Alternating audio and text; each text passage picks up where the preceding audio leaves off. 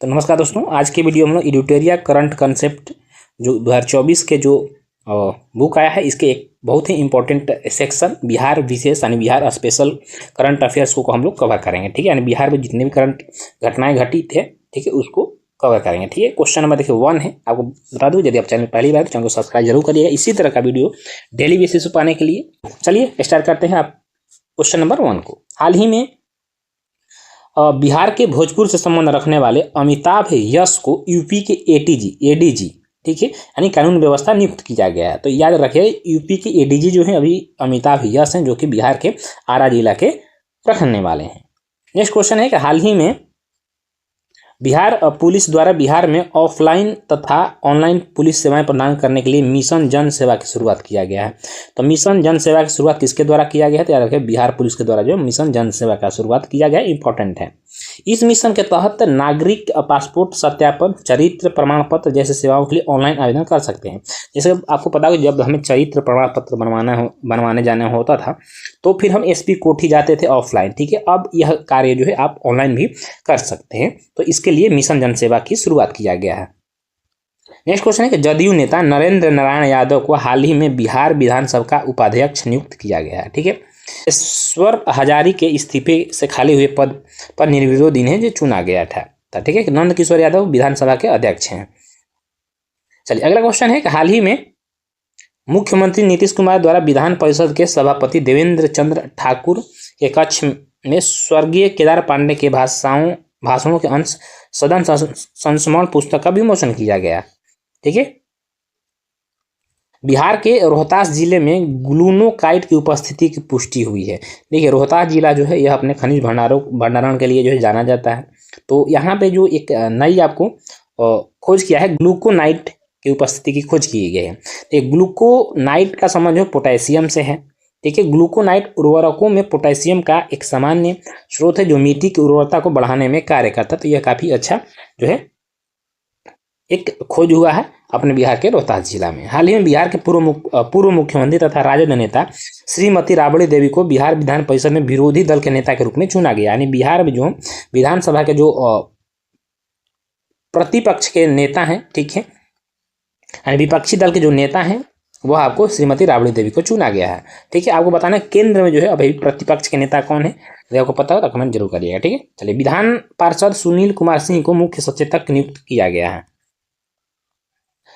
अगला क्वेश्चन है, हरिद्वार के हर की पौड़ी की तर्ज पर विकसित बेगूसराय के सिमरिया धाम का बिहार के मुख्यमंत्री श्री नीतीश कुमार द्वारा लोकार्पण किया गया। आपको पता है कि हरिद्वार के जो हर की पौड़ी है यह काफ़ी प्रसिद्ध है। यहाँ पे श्रद्धालु जो है जाते हैं, गंगा मैया के दर्शन करते हैं। उसी तरह के, ठीक है, उसी तर्ज पे जो बेगूसराय के सिमरिया धाम को भी विकसित किया जाएगा। श्री नीतीश कुमार ने इसका क्या किया है, लोकार्पण कर लिया है।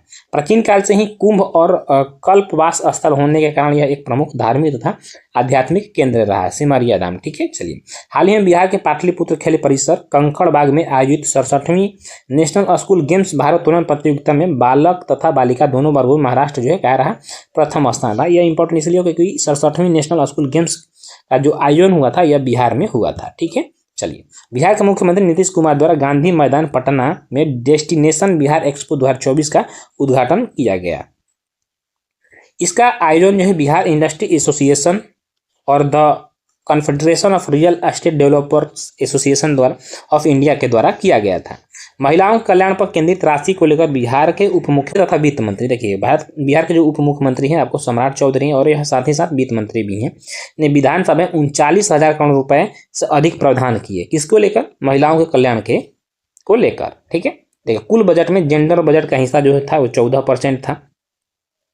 राज्य सरकार द्वारा महिलाओं को मुख्य धारा से समाहित करने के लिए वर्ष 2008 और 9 से ही जेंडर बजट लाया जाता है, जो कि महिलाओं के उत्थान के लिए, उनके प्रगति के लिए, ठीक है, उनको मुख्य धारा में लाने के लिए। और 2008-9 से ही बिहार में जेंडर बजट अलग से लाया जाता है, जिसका इस बार जो कुल हिस्सेदारी था 14% था। राष्ट्रीय संगीत नाटक अकेडमी द्वारा वर्ष 2022 और 23 के लिए घोषित किए गए संगीत नाटक अकेडमी अवार्ड के मुख्य पुरस्कार के लिए बिहार के 5 कलाकारों का चयन किया गया है। ठीक है, संगीत नाटक अकादमी पुरस्कार पाने वाले 5 जो कलाकार है वह भरत शर्मा व्यास हैं। आप सभी और जो है इनको जानते होंगे, भली भांति जानते होंगे। यह जो है एक लोक गायक थे। मैथिली रंगमंच की अभिनेत्री जो है प्रेमलता मिश्र हैं। लोक गायिका नीतू कुमारी हैं।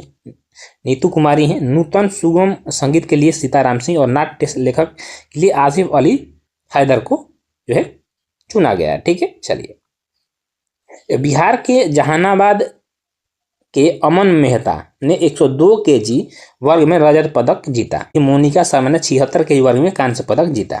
हाल ही में बिहार की राजनीतिक पार्टी रालोसपा, राष्ट्रीय लोक समता पार्टी, ठीक है, जिसके जो मुखिया हैं वह आपको उपेंद्र कुशवाहा हैं, को अब राष्ट्रीय लोक मोर्चा यानी आरएलएम के नाम से जाना जाएगा। इन्होंने अपनी पार्टी का नाम क्या किया, बदल लिया। अब राष्ट्रीय लोक समता पार्टी से राष्ट्रीय लोक मोर्चा आरएलएम कर लिया गया। ठीक है, हाल ही में बिहार सरकार द्वारा प्रधानमंत्री जन आरोग्य योजना आयुष्मान भारत की तर्ज पर राज्य के 58 लाख परिवारों को 5 लाख रुपए तक स्वास्थ्य बीमा देने की घोषणा की गई। आपको पता होगा कि आयुष्मान भारत जो कार्ड बनाया जा रहा है वो भारत सरकार के द्वारा बनाया जाता है, उसी के तहत जो है बिहार में जन आरोग्य योजना जो है शुरू किया गया, जिसमें यह भी 5 लाख का बीमा देता है। नेक्स्ट क्वेश्चन है कि हाल ही में इंग्लैंड के खिलाफ यादगार डेब्यू कर चर्चा में आए आकाशदीप का संबंध जो बिहार के सासाराम से है। आकाशदीप का जो संबंध है आपको बिहार के सासाराम जिले से, ठीक है, जो कि भारतीय तेज क्या है, गेंदबाज हैं।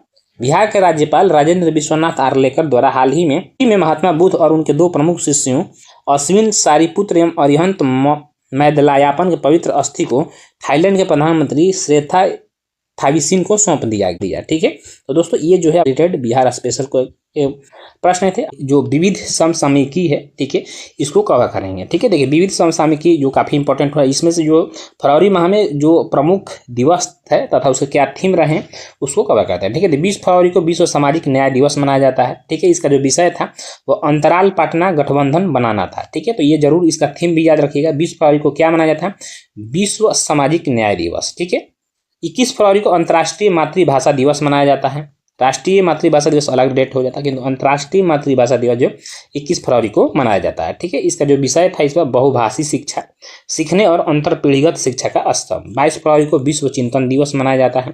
24 फरवरी को केंद्रीय उत्पाद शुल्क दिवस मनाया गया। 27 फरवरी को विश्व एनजीओ दिवस मनाया गया।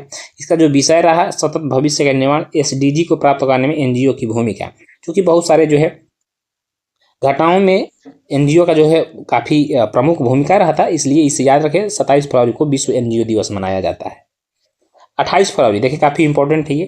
ठीक है, इसलिए इसे नोट डाउन जरूर करें। 28 फरवरी को राष्ट्रीय विज्ञान दिवस मनाया जाता है। इसका जो इस बार विषय रहा है वह विकसित भारत के लिए स्वदेशी तकनीक रहा है, इसे भी याद रखिएगा। थीम जो है और जो विषय रहा उसे जरूर याद रखिएगा। 28 फरवरी राष्ट्रीय विज्ञान दिवस, जो विकसित भारत के लिए स्वदेशी तकनीक इसका विषय था।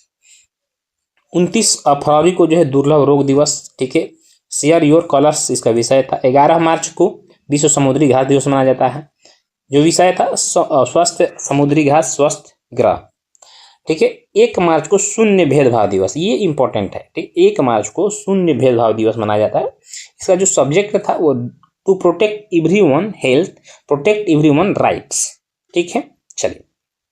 3 मार्च को जो है विश्व वन्य जीव दिवस मनाया जाता है। इसका जो इस बार विषय था connecting people and planet, exploring digital innovation in wild life conservation. ठीक है, चलिए। अब देखिए महोत्सव जो फरवरी में इंपॉर्टेंट महोत्सव हैं यानी उत्सव जो है वो देखते हैं। अंतर्राष्ट्रीय गीता महोत्सव 1 मार्च 2024 से कोलंबो श्रीलंका में आयोजित किया गया है। केला महोत्सव बुरहानपुर मध्य प्रदेश में इसका आयोजन किया गया। 11वां अंतर्राष्ट्रीय कठपुतली महोत्सव चंडीगढ़ में आयोजित किया गया। ठीक है, देखिए 50वां खजुराहो नृत्य महोत्सव यह मध्य प्रदेश में, क्योंकि खजुराहो जो है चंदेल शासकों के द्वारा बनाया गया मंदिर यहाँ काफ़ी प्रसिद्ध है और यह मध्य प्रदेश में, इसलिए यह इंपॉर्टेंट है। चपचारकूट महोत्सव यह मिजोरम में मनाया जाता है, इंपॉर्टेंट है। ठीक है, तो जो भी देखिए यह विविध दिया, काफ़ी इंपॉर्टेंट प्रश्न यहाँ पर दिया हुआ। चपचारकूट महोत्सव कहाँ मनाया जाता है, यह आपको मिजोरम में मनाया जाता है। तवी महोत्सव जम्मू एंड कश्मीर में मनाया जाता है। ठीक है, अब फरवरी 2024 के जो इंपॉर्टेंट पुरस्कार है, ठीक है, वो देखते हैं। तो हिंदी के प्रसिद्ध व्यंग्यकार और 2015 के पद्मश्री पुरस्कार विजेता डॉक्टर ज्ञान चतुर्वेदी को उनके व्यंग्य उपन्यास पागल खाना के लिए 32वें व्यास सम्मान से सम्मानित किया गया है। तो याद रखें 32वें व्यास सम्मान से किसे सम्मानित किया गया है, तो 32वें व्यास सम्मान से सम्मानित किया गया पागल खाना के लिए डॉक्टर ज्ञान चतुर्वेदी को। यह क्या है, हिंदी के एक प्रसिद्ध लेखक है।